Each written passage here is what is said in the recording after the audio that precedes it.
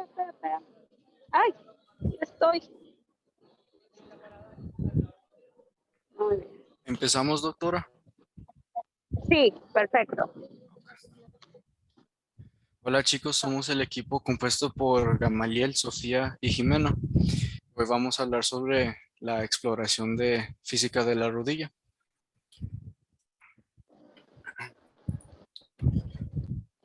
Bueno, la rodilla, la rodilla es la articulación más grande del cuerpo, tipo inclinoide, con arcos bastante amplios de movilidad. La rodilla suele ser susceptible a lesiones traumáticas, sobre todo porque está sujeta en una tensión máxima por ser localizada entre la tibia y el fémur. Los contornos óseos de las rodillas son prominentes y se palpan con mucha facilidad.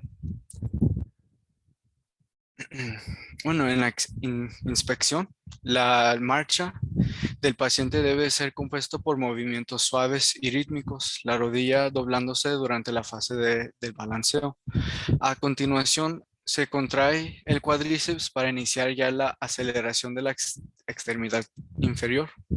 Después del punto medio de la fase de balanceo, los tendones de la curva se contraen para decelerar la pierna como una preparación para el choque del talón, conservándose en flexión durante todas las etapas de la fase de apoyo.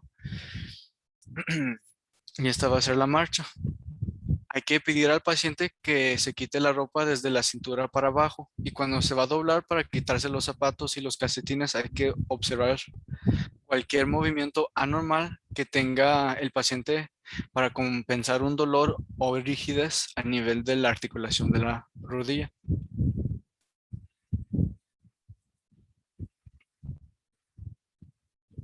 Bueno, en la rodilla, la tumefacción se clasifica en dos tipos, la localizada y la general.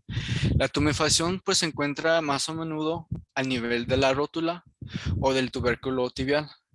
Esta hemorragia interna articular y cápsula sinoval es donde se produce y se contiene el líquido sinovial. Hay que revisar la simetría de los contornos musculares por encima, por encima de la rótula en busca de algún tipo de atrofia muscular visible. Bueno, ahora ya vamos a empezar con la exploración de la superficie anterior de la rodilla. Hay que pedir al paciente que se conserve rígido con las rodillas extendidas. La rótula deben de ser, bueno, las rótulas deben de ser simétricas y a nivel. La tibia debe de tener una angulación ligera en valgo comparado al fémur. Algunas deformaciones comunes del ángulo de valgo excesivo o la deformidad excesiva en varo, también conocido como las piernas arqueadas. La rodilla debe de estar extendida por completo cuando el enfermo se encuentra en posición recta. Una flexión ligera puede indicar alguna patología, como habíamos dicho, como por ejemplo ligamentos flojos. Se puede notar una hiperextensión en algunas personas con también ligamentos flojos. Aquí podemos ver la angulación valga excesiva y también las piernas arqueadas. El choque de la rodilla. A ver, bueno, eso es muy importante, ¿sí? La flexión, la rodilla tiene movimientos básicos que son flexión, extensión y una ligera rotación interna y externa, rotación. Pero las lateralizaciones generalmente son patológicas, que puede ser en valgo, que como el nombre lo dice, forma una L hacia afuera, o puede ser en varo, que es pues las rodillas separadas, los pies juntos, ¿sí? Eso se tiene que corregir en etapa temprana, porque, bueno, en el valgo, pues como se cierra lo que es el espacio tibiofemoral interno o espacio femorotibial medial, pues se produce desgaste. Se produce desgaste en la parte interna de la rodilla, ¿sí? Y en lo que es el varo, pues se produce desgaste en la parte externa de la rodilla, ¿sí? Se disminuye el espacio. Entonces, hay varias maneras de corregir. En etapas tempranas, pues se ponen correcciones o adaptaciones al calzado, como virones o cuñas, ¿sí? Que hacen, pues, que disminuya esta angulación o que se abra, pues, el ángulo interno o externo y disminuye por ahí el desgaste, ¿sí? En cuanto a las rodillas, al genu recurvatum o las rodillas hiperextendidas, normalmente ayuda mucho si fortalecemos cuádriceps, porque cuádriceps, recordemos, que mantiene las rodillas extendidas, rectas, ¿sí? Entonces, pues bueno, eso va a ser importante recordar. ¿Continuamos? Ahora continuamos con la palpación de los huesos. Para iniciar esto, hay que pedir al paciente que se siente en el borde de la mesa en posición supina con las rodillas en flexión de 90 grados. Bueno, empezaremos con la superficie medial. Bueno, hay que colocar las manos en modo de que los dedos vuelvan sobre la superficie poplitea, mientras colocando los pulgares en la porción anterior de esta articulación. Hay que hacer presión con ambos pulgares en las depresiones de cada lado del tendón infrarrotuliano. Estas depresiones van a servir como referencia a la línea articular entre el fémur y la tibia. Aquí en la figura 7.4 podemos ver las dos depresiones y cómo son la línea media para la articulación del fémur y la tibia. Hay que también ubicar la meseta tibial medial. Para ubicar esta meseta tibial medial, pues hay que colocar los pulgares por debajo de la depresión de los tejidos blandos hasta notar el borde superior afiliado a esta meseta tibial. La propia meseta sirve como un punto de inserción del menisco medial.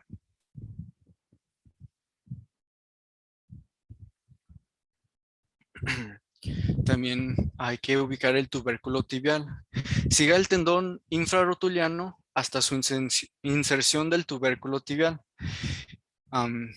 Internamente relacionado a este tubérculo se encuentra la superficie subcutánea de la tibia. Esta área tiene importancia a la inserción de la pata de ganso por la bolsa articular. Aquí tenemos una foto de lo que está constituido la pata de ganso. Está constituido por el sartorio, el gracil y el semitendinoso.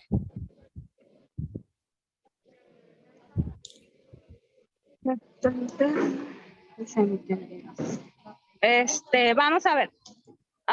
Entonces, en base a lo que dijiste, lo que es la pata de ganso se inserta en la parte de adentro o en la parte de afuera de la rodilla. La parte de afuera, la parte lateral. ¿En dónde? La porción lateral, por fuera. No. No, la porción interna. Adentro. La tibia está adentro, el Sí. peroné está afuera. Tienes razón. Disculpa. El tubérculo. La tibia está adentro. A ver. No nada más va a leer. Grábese bien lo que está diciendo y razone bien lo que está diciendo. La tibia está adentro. Si se inserta en la tibia es la cara medial, ¿sí? Entonces, está compuesto por 3 tendones, que es sartorio, recto interno o gracil y semitendinoso, ¿sí? Había una mnemotecnia. El sartorio, recordemos que es el que da la posición de rotación externa del fémur y abducción. Entonces, pues en la antigüedad se usaban los sastres, los costureros, y entonces pues se llamaba músculo costurero o sartorio de sastre, ¿sí? Entonces hay una mnemotecnia que es C de costurero, RI de recto interno y ST de semitendinoso. La mnemotecnia es Cristo. La tríada, pues para recordar los tendones de la pata de ganso es Cristo, costurero, recto interno y semitendinoso.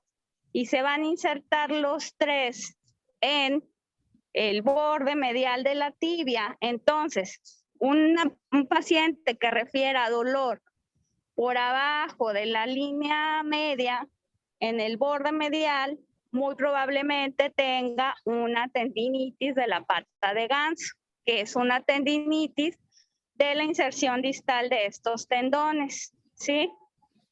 Ok, espero que no se les olvide, continuamos. Continuamos con el cóndilo femoral medial. El cóndilo es palpable relacionado con la parte medial y superior de la rótula hasta la unión de la tibia y el fémur. Es más notable este cóndilo en flexión de 90 grados y a menudo se puede palpar excrescencias pequeñas de hueso, también llamados osteofitos, en pacientes con osteoartritis.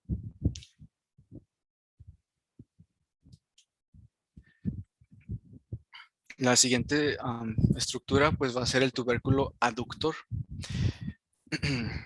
El tubérculo aductor se localiza en el extremo distal de la depresión natural que se extiende entre el vasto interno de los tendones de la corva. Aquí podemos ver una foto del tubérculo aductor del propio fémur. En la superficie lateral, pues el punto de orientación va a ser la depresión de los tejidos blandos, que está justamente lateral en relación con el tendón infrarrotuliano. Sigue la depresión hasta llegar al borde superior de la meseta tibial lateral, palpar hasta llegar al punto del contacto de la tibia y el fémur.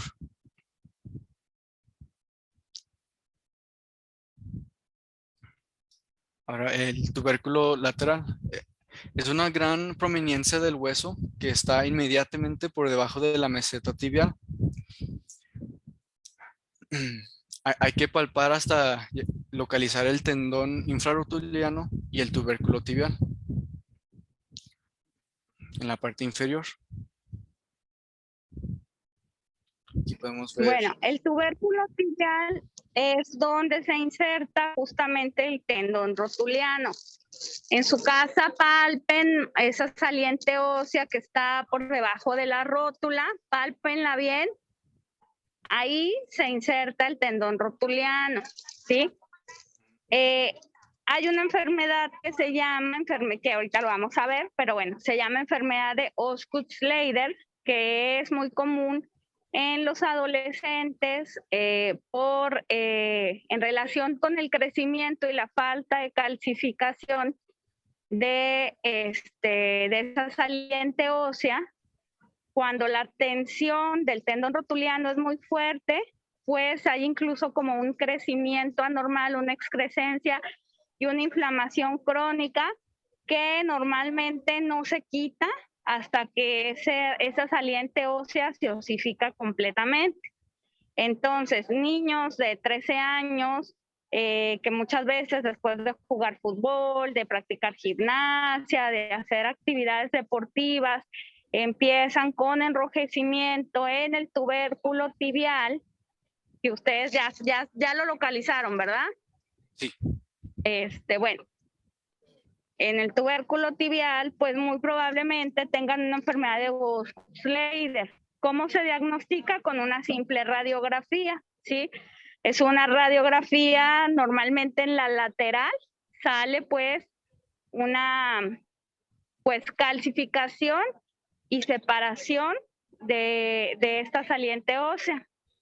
Entonces, ahorita vamos a ver cómo se escribe, pero se pronuncia Osgood-Schlatter. Continuamos.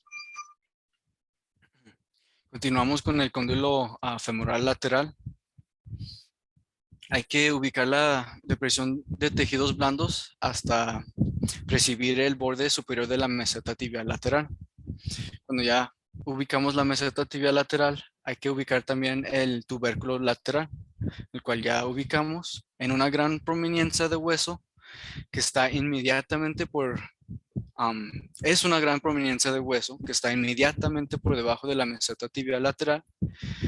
Y también hay que palpar y ubicar también el tendón infrarrotuliano y el tubérculo tibial.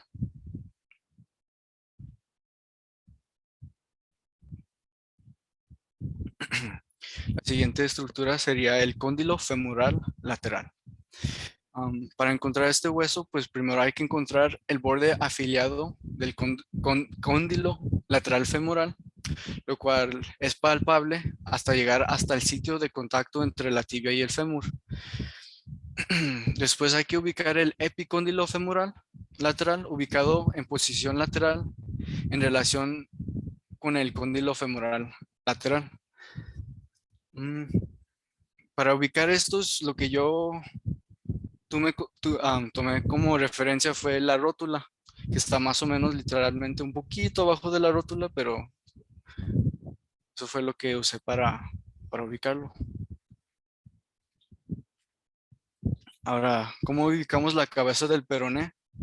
Pues empezando desde el epicóndilo femoral, que apenas ubicamos, hay que mover el pulgar más hacia atrás y a través de la línea articular entre la meseta tibial y el fémur. La cabeza del peroné se encuentra situada al mismo nivel del tubérculo tibial y por debajo de la meseta tibial lateral, aquí.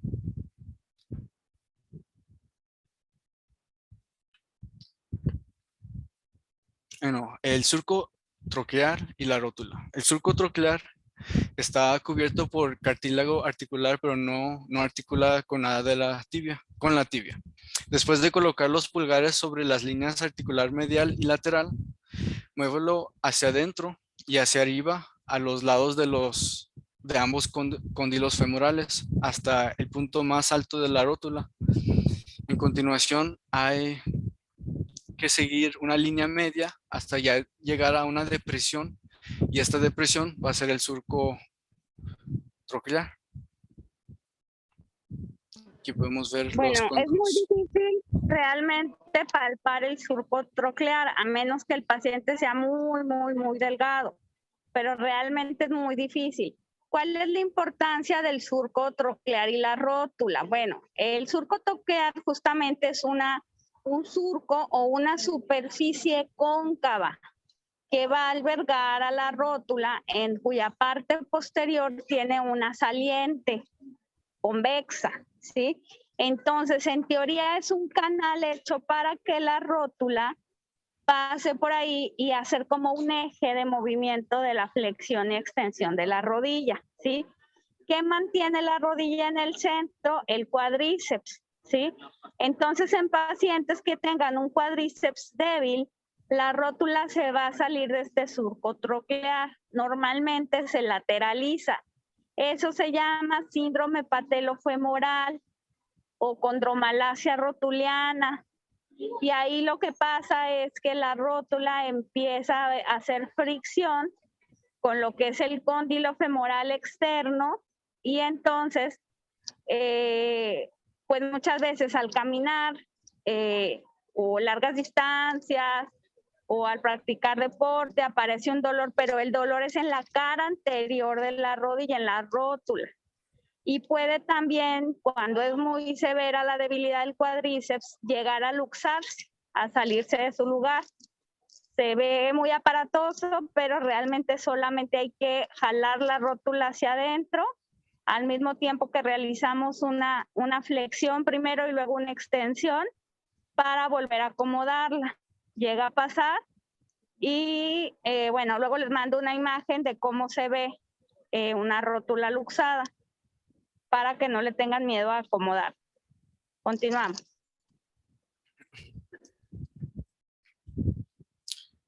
Bueno, ahora hay que ver cómo podemos palpar la rótula. La rótula pues se encuentra fija durante la flexión y móvil durante la extensión. Por eso, para poder moverla hay que pedirle al paciente que haga una extensión para poder moverla y palparla.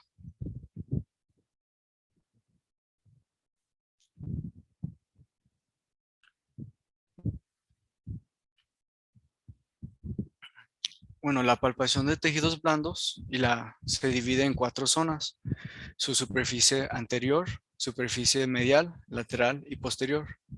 Para facilitar la palpación de la superficie blanda, pide al paciente que se sienta manteniendo las rodillas en una flexión de 90 grados.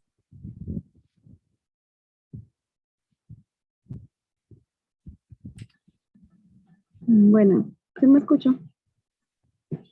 Sí. Sí, sí. Continuamos con la superficie anterior. Aquí vamos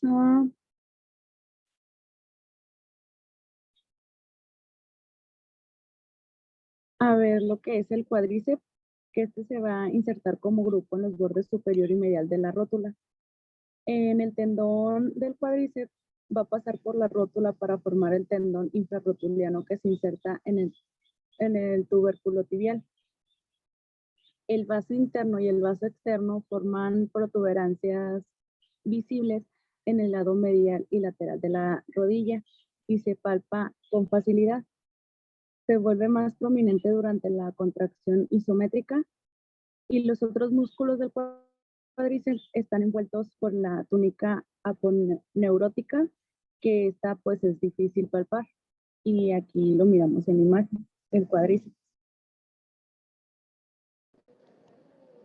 Bueno, entonces, ¿cuáles son los 4 haces musculares que componen el cuádriceps?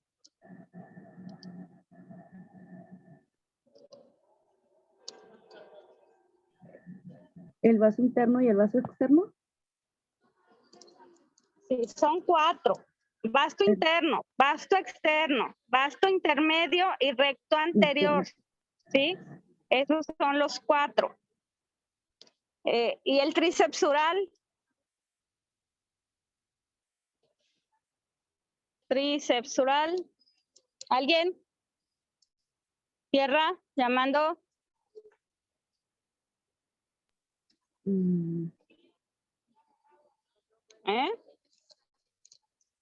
Tríceps sural, ¿cómo no van a saber el tríceps sural? Sural, de la pierna, tríceps, 3 músculos. ¿Quién me los dice? Vamos a preguntar. El sol es... ¿Cuál? ¿Cuál? ¿Otra vez? Son los 2 gemelos y el solio, creo, ¿no? No me acuerdo.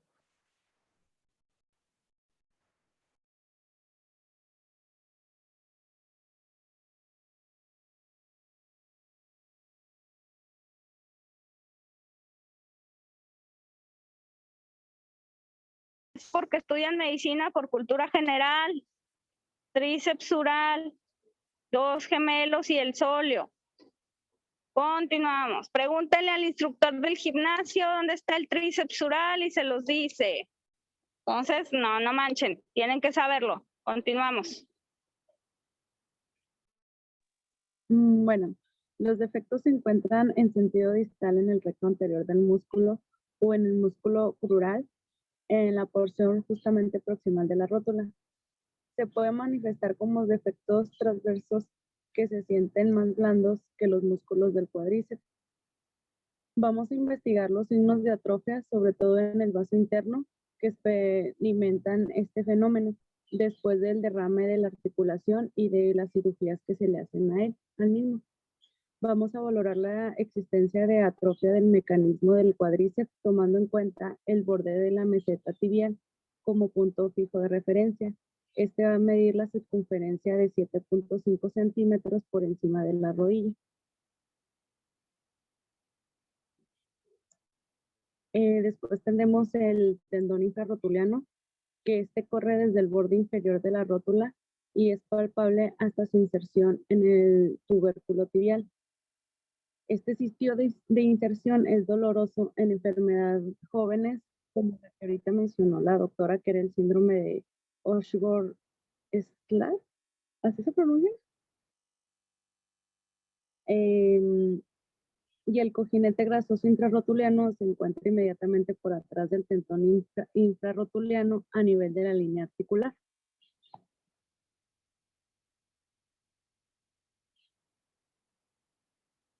Cuando se ha arrancado el tendón infrarrotuliano de su inserción, ya no se siente rígido, más bien se desarrolla un defecto palpable acompañado de dolor extremo en la región del tubérculo tibial.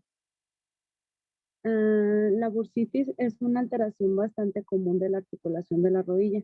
La mayor parte de la bolsa sinovial está situada en la zona anterior. Seguimos con la bolsa infrarrotuliana superior. Esta se encuentra enfrente del tendón infrarrotuliano y puede inflamarse como resultado de la porción excesiva de la rodilla.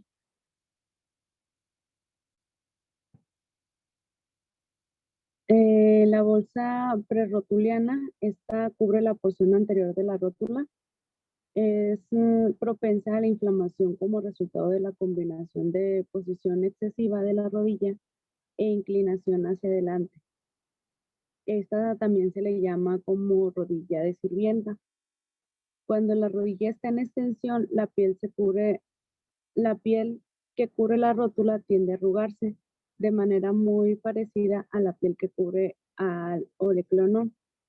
La bolsa rotuliana facilita que la piel se deslice con libertad sobre la rótula, sobre todo en la flexión.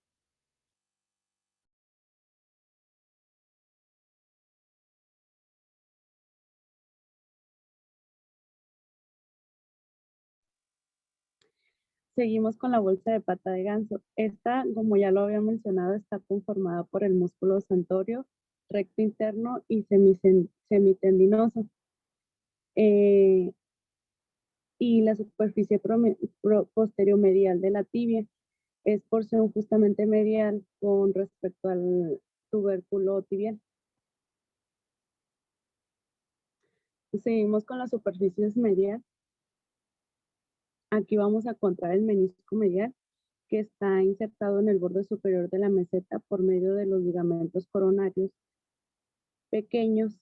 Estos ligamentos son fáciles de palpar, sin embargo, si se desprenden del menisco a causa de un desgarro, se producirá dolor en el área del borde de la articulación. El menisco es un tanto móvil. Cuando la tibia se coloca en rotación interna, su borde medial se vuelve más prominente y palpable. Cuando ocurre rotación externa de la tibia, el menisco se retrae y no lo podemos palpar. Cuando el menisco ha sido desgarrado, el área de la línea articular media se vuelve dolorosa a la palpación. Los desgarros son mucho más comunes en el menisco medial que en el lateral.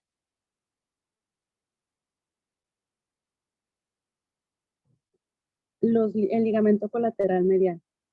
Este elemento es un elemento anatómico amplio y con forma de abanico. Une al epicóndilo femoral medial con la tibia. Tiene una porción profunda y una superficial. La profunda se inserta de manera directa en el borde de la meseta tibial y del menisco. Y la porción superficial, esta se inserta de manera más distal en la porción saliente de la tibia.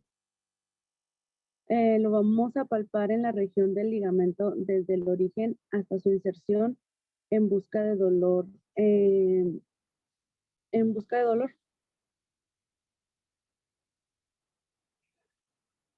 Bueno, ¿recuerdan?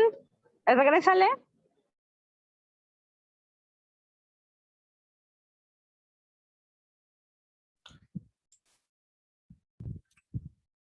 Más.